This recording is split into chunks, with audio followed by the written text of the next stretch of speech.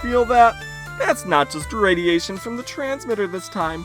The sun's out, the cicadas are screaming, and the Imperium is officially melting. Welcome, dear listeners, to the Vulpine Imperium unofficial radio show. My name is Ruffano Quickwhistle, broadcasting live from the blistered underbelly of unapproved discourse. Still unlicensed, still unrepentant, still more or less where the Ministry of Niceties told us specifically not to be. Summer has arrived. The sun is bleaching hides across the continent, scorching the lowliest of rabble and the most perfumed of nobles exactly the same shade of uncomfortable. It's the kind of weather that begs for a beach episode. If, of course, the Ministry of Niceties ever reapproved episodic stage plays. Which they won't, because happiness has yet to pass the required purity inspections. And speaking of ministries, let's address the badger in the room. Yes, last episode may have been a little ministry heavy. Between the mystical vixens and the spa that stretches your soul out of your spine, I'd forgive you for thinking we'd been bought. But rest assured, this show remains unendorsed, unaffiliated, and intellectually unsupervised. Any resemblance to ministry messaging is purely coincidental or legally coerced. But now, let's dive straight into the bit that keeps our claws on the pulse of public panic. It's time for the Kipper. That's the part of the show where we cover the jokes, the folks, and the strokes sweeping the VI. In what may be the wheeziest misstep of the season, the Ministry of Justice has proposed a bill to ban egregious panting in public. Officials claim panting leads to drool, which leads to puddles, which leads to slip hazards, and eventually lawsuits. Critics have fired back, calling the proposal speciest and blatantly hydrophobic. With opposition mounting and the nobility firmly aligned along Vulpine lines, the bill is not expected to be signed into law by Her Majesty the Empress, though sources say it has found broad support among the rat population. Ban panting in this heat. What's next? Outlawing the wag of one's own tail?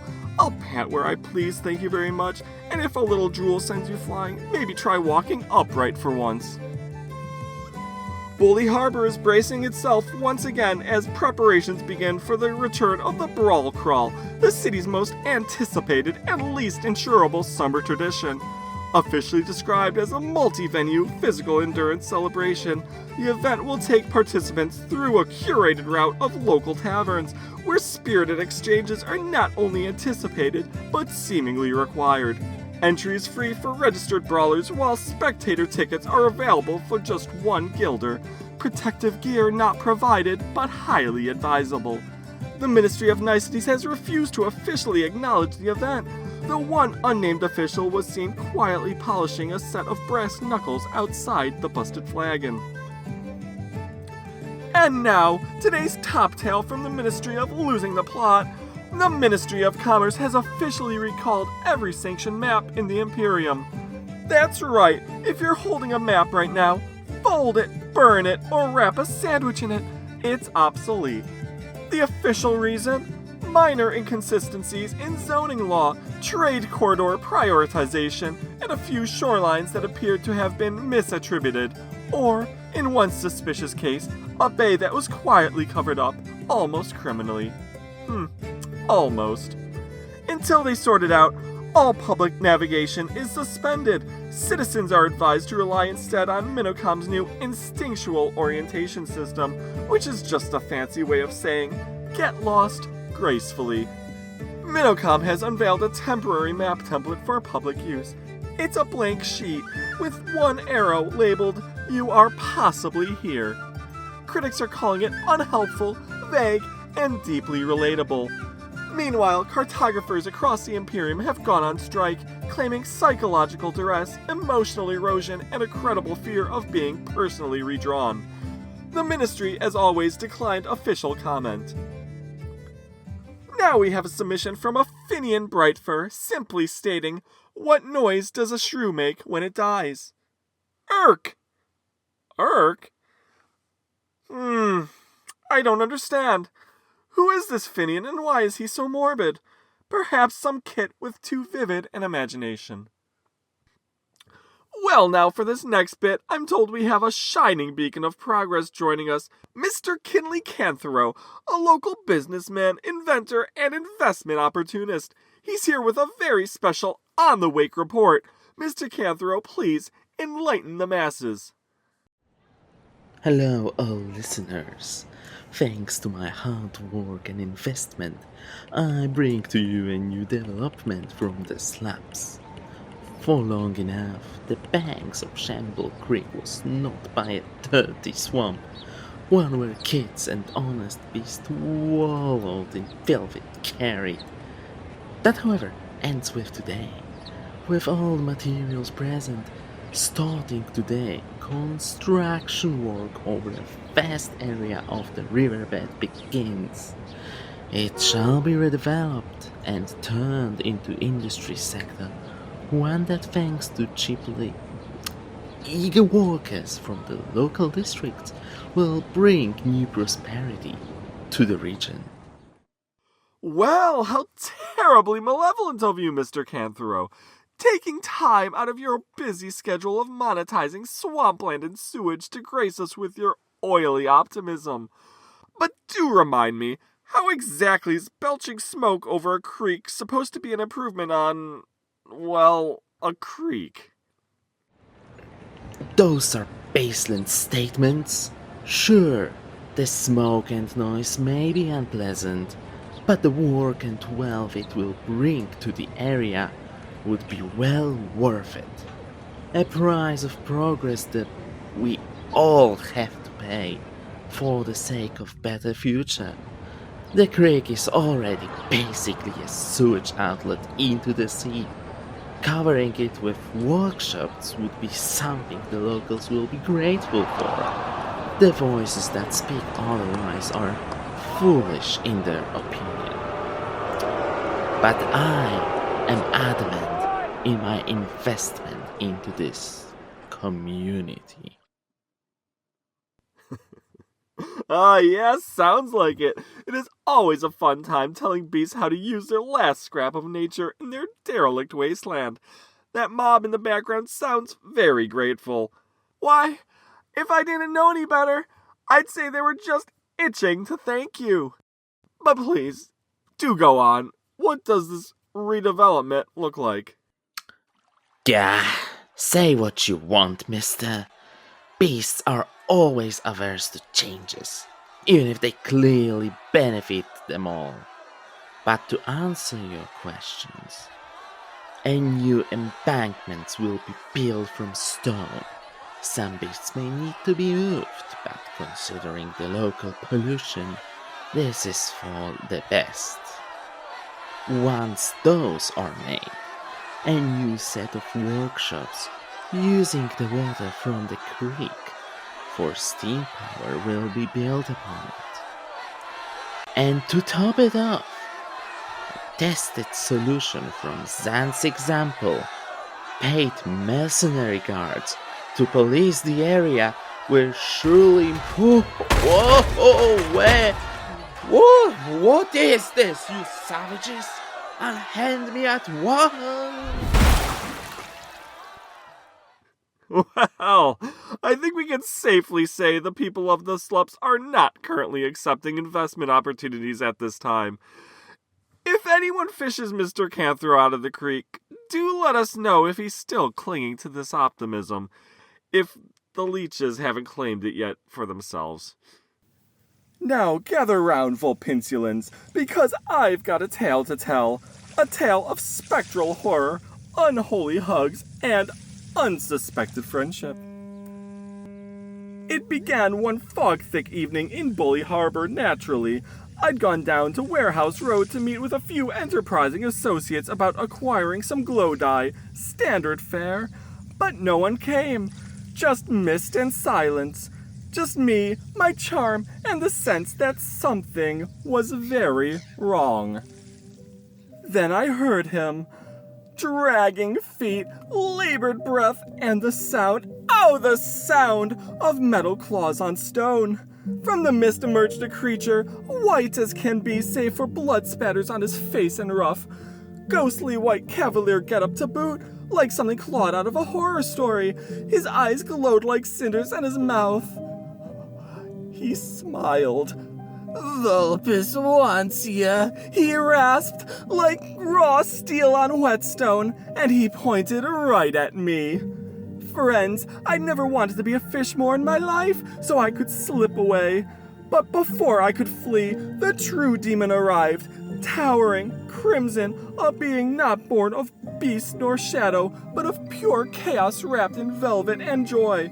Her eyes sparkled like firecrackers in a candy shop, her arms spread wide.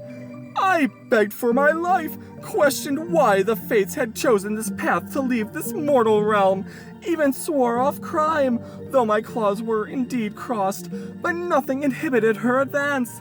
And I swear by my best hat, she hugged me, lifted me clear off the dock, and squeezed me until I heard my spine splinter. I screamed, she giggled, and the ghost cackled. And then... fogies! Real ones! Ministry security in their wrinkled uniforms, rattling truncheons and wheezing threats, swinging lanterns like they were banishing fun itself. It was chaos. Ghost, demon, and I, cornered together, and when survival's on the line, you do what you must. You team up with the dead and damned, and you fight your way out. We fled side by side, spectral claw and demon footsteps pounding beside my own dainty scramble. We dove through the alleys. We outmaneuvered ministry flatfoots. We may have even stolen a pie. And by morning, we were sitting together on a crate, sharing a flask of grog. Jeshel the Iron Claw, dead or not, telling war stories from some battle I'm not entirely sure ever happened.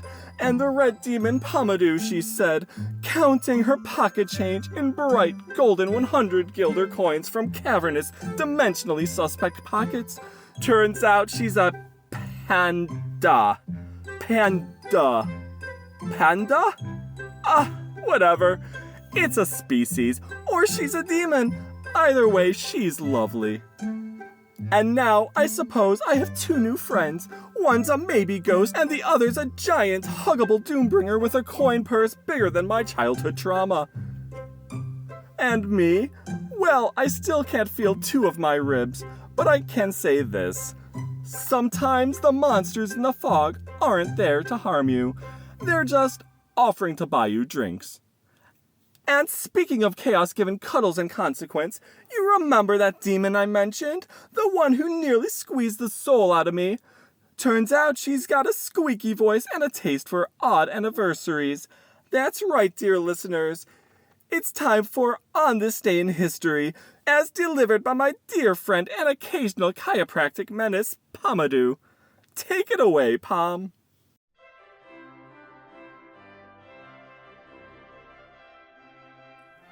Hello, I am Pomodu Modokunomulo, and this is Pomodu's This Day in History. Today is August 1, and is the day that the massacre cat Vladimiru married the night cat Veridiluna. They are the Philippines' last #1 power couple in history. The massacre cat Vladimiru was the captain of the ship Sukirudu, a cat of 1,000 faces. They say he wear the mask for hide his face is every face. He married the night cat Veridiluna. She has a fur of stars and the dark sky. No one see her good, but massacre cat Vladimiru, he can see her too. They fall in love, and today, August 1 of 1726, they marry. Together, no beast to see them, and they play a game. They make the emperor disappear, and the massacre cat Vladimiru take the emperor's face. For years, everyone think he is emperor, and the night cat Veridiluna is the queen. Then one day, They know are seen again. No one knows where they go. Some say they are still in the VIURS Peninsula to this day. But no one can see them. Maybe one day they even come back again. This has been This Day in History with Pomodu Modokunomulo. Tune in next time for more.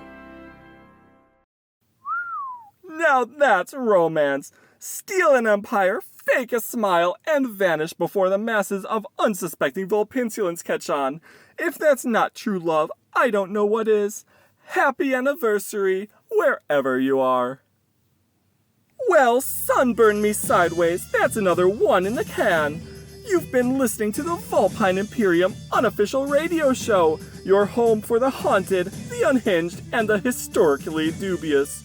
We'll be back next time for more tales of mystery, misery, and mild misconduct, provided we're not shut down, hunted down, or hugged into oblivion. Now, if you've got something to say, be it news, scandal, death notice, birth notice, or any historical recollections, you can drop it in the box behind the Discord, the tavern on South Snipe Row. The one with the crooked sign, the suspicious stew, and the outhouse that moans when you look at it funny. Yes, that one. The drop box is just past the barrels. Alternately, if your business is a bit more personal, you can write to me directly, Ruffano Quickwhistle. Scribble your message on a napkin, a scrap of leather, or an old fish wrapper. Tie it to a bottle, whisper to a Minotaur's gull. However it reaches me, I will find it. Special thanks tonight to Pomodu the Red Panda, my terrifyingly affectionate co-conspirator, and to all you lovely beasts out there keeping your ears open and your mouth shut. Until next time, keep your tails shady, your hearts sharp, and your secrets somewhere the ministries ain't looking. Be kind, be strange, and above all, stay you. Ta-ta for now.